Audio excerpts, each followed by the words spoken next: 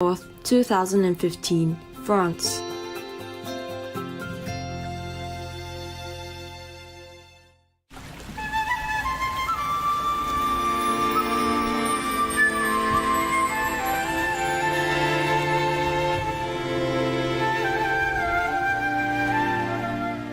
So the Tolananda Bhikkhuni, meaning the high priestess, yeah?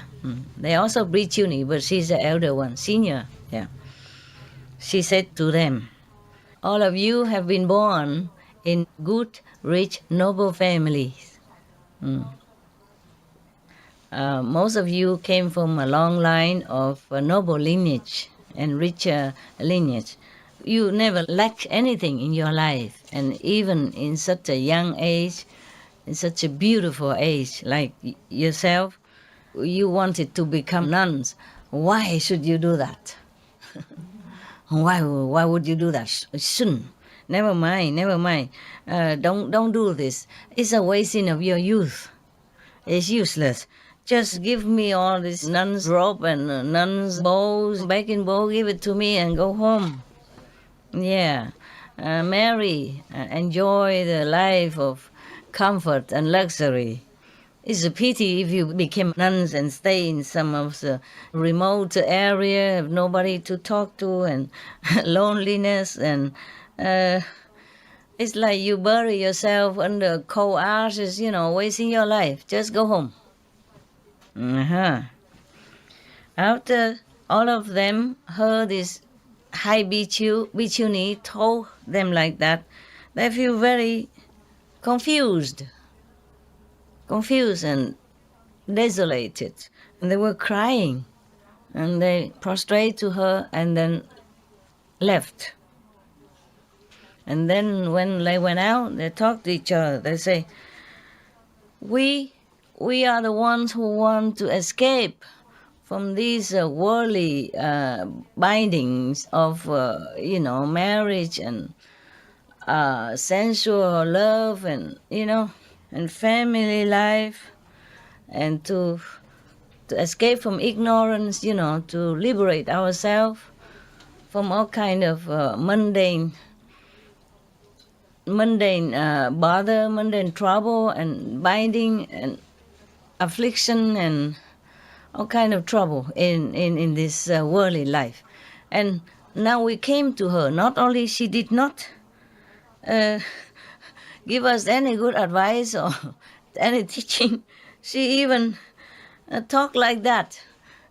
Want to drag us back into the mud, where we don't want to stay, where we already feel that it's nothing for us anymore. That's why we left. It looked like she want to drag us back into the tiger's dens on the mouth of the lions, to ruin our lives, ruin our aspiration and ideal. I think this is no good. She wants us to be life after life transmigrated in lowly level of consciousness and getting nowhere in the spiritual elevation or enlightenment. Okay, I think all of us should go to another bhikkhuni, another nun, another high priest. Her name is Vihu. I thought a wonderful nun. This is another one. And then we will beg her to help us, to save us. Okay, talked and done. They went there. They prostrate, flat on the ground with utmost reverence and tell her, reverence, great priestess, mean nuns, at home, we don't know what to practice. We are deep in ignorance, and we've done many things that is not really virtuous or moral, nothing good for anyone or nothing good for us. And now, even though we have renounced our worldly life, but our heart inside, our mind, our heart is still feeling full of greed and, greedy for or desires for sensual pleasure. And many times, often, our sensual desire is still very strong. It just comes out of nowhere. And we cannot control. They're young, the hormone. The hormone. Hormone is a trouble. But even then, at least they know how to run away from it, huh? Yeah, many people just run with it. Okay. They confess, they're confessing that even though they became nuns, but they have not been able to control their desires and all kind of stuff. Yeah. Please advise us something, teach us something so that we can be able to control that, so that we'll be able to liberate ourselves from all this binding of the physical desire, from this karma of desire. So the bhikkhuni, wonderful, said to them, there were 3 lifetimes, the past, present, and the future. Which one would you like to ask about? So they say, Reverend bhikkhuni, the past and the future is far away. Yes, we don't dare to ask. We only want to ask about this present life, like the karma that binding us in this kind of sexual desire, from the bodily longing for sensual pleasure, that is torturing us in this lifetime, that we could not control, that we don't even know where it comes from, and it's just kind of pressuring on us, oppressing us. Please tell us, is it bad or is it good? Is it beneficial or is it harmful to us? What kind of consequence it will bring us? Yeah, if we follow this kind of path of sensual desire. Yeah, and whether it will bring us any good benefit in the future or not. Please explain all this to us. Yeah. So the bhikkhuni, wonderful, said to them, if you all want to know, please listen carefully. Yeah. And they say, yes, yes, yes, Reverend bhikkhuni, we will pay all attention to your advice. So the bhikkhuni said, all of you should know all the things that exist, either in heaven or in earth, everything has form, either invisible form or visible form. The heavenly being, they have form, but for us, we don't see. But they still have form, yeah. So anything that has form and life, it is born out of sensual desire, yeah, and sensual pleasure, yeah. Sexual desire is comparable to a big fire that is always burning within beings. And this fire is so violent, it could even burn away forests and trees and grasses and even stones and even the whole immense universe. Whew, incredible. I never heard anyone say such like that. Anyone who has been captured tightly within this sexual desire is as if the enemies is already in your house. They're going to destroy your house, destroy your life. And this person, if indulging and following that desire, will definitely be, not will be born, but exiled into these 3 wicked paths. Is very doesn't know when they can escape. There is no time that they can escape. No schedule time that they can escape. These 3 bad paths, the 3 evil paths are, you remember what? The hell, and they are ghosts and also animals. It's very difficult for them to be born as human even, unless they are good, even their family, but they practice, they keep the 5 precepts or the 10 good ways, yeah? So now, anyone who are attached to their house, their possession, their family, it's because they love this kind of unified gathering, yeah, and happiness with the unified gathering, and because of this, their life will be given into being born again and getting old, getting sick, and then die in this kind of circle. They will not get out of that circle,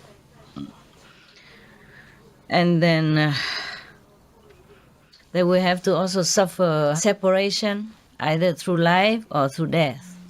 And sometimes in the middle of their love, very on the peak of their love life, they have to separate because of something happened in life or something happened that they die. One of them die.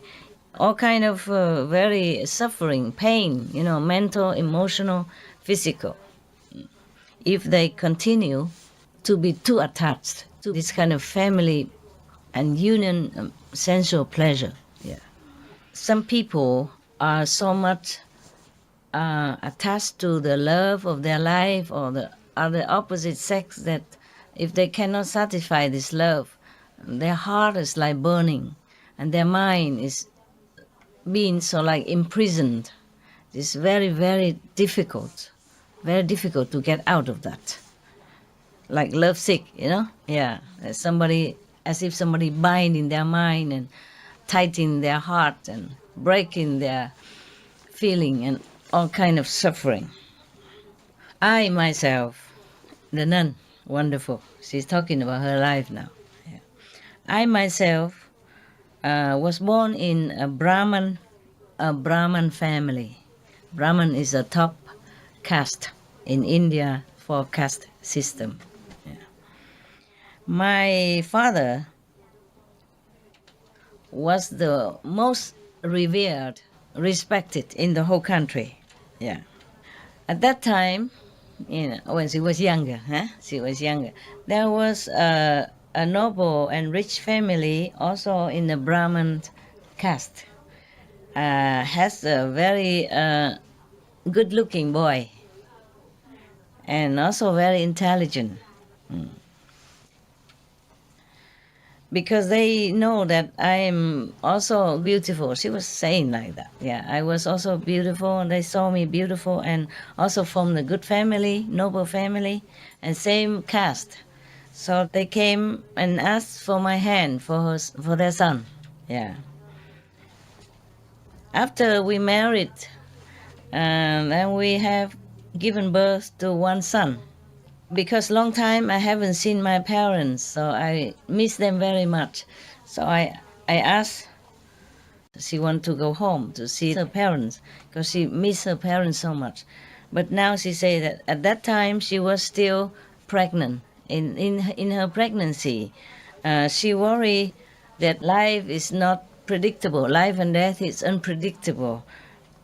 Therefore, she asked her husband to let her go home. Yeah, to see the parents. She worried that maybe when she have birth and she might die or something. Yeah, she would like to see the parents in case. Yeah, like that. Okay, my husband allowed me to go home. He also came with her, according to this. Yeah, and both of them take their luggage and bring their son. Oh, when she was pregnant, Probably she asked when she was pregnant, but now already gave birth to the kid. Yeah, and then they took their son together, go back to see the wife family. Yeah, they are walking only halfway, and then it became dark. They went out in the morning, and went until the dark. It's about halfway, and then both of them, husband and wife, were resting under a tree, to sleep at night. But in the midnight, suddenly she has her stomach problem. She has period or something problem. And then she bled. Yeah. And many of the of the poisonous snakes and other insects. They smell the blood. So they came there. They came to visit both of them. But they didn't bite her. They beat the husband dead. Yeah. When he's sleeping, they beat him and then he's dead. I keep calling him. He did not answer. So in the morning, I hold his hand to try to pull him to stand up, and then I feel that his hand is so cold, ice cold. And then the whole body was so rigid, it's like a piece of wood. Then after that, I checked out and I knew that he has been bitten by poisonous snake and already passed away. And of course, I lamented heaven and earth. And then I collapsed, fainted for a long time. My child kept crying for me. And then slowly I regained my consciousness. And then I have to carry my boy to go further. Yeah. As I enter one of the very desolated street, there was a big river, but the water is not too deep. There's no boat. So, okay, now I understand.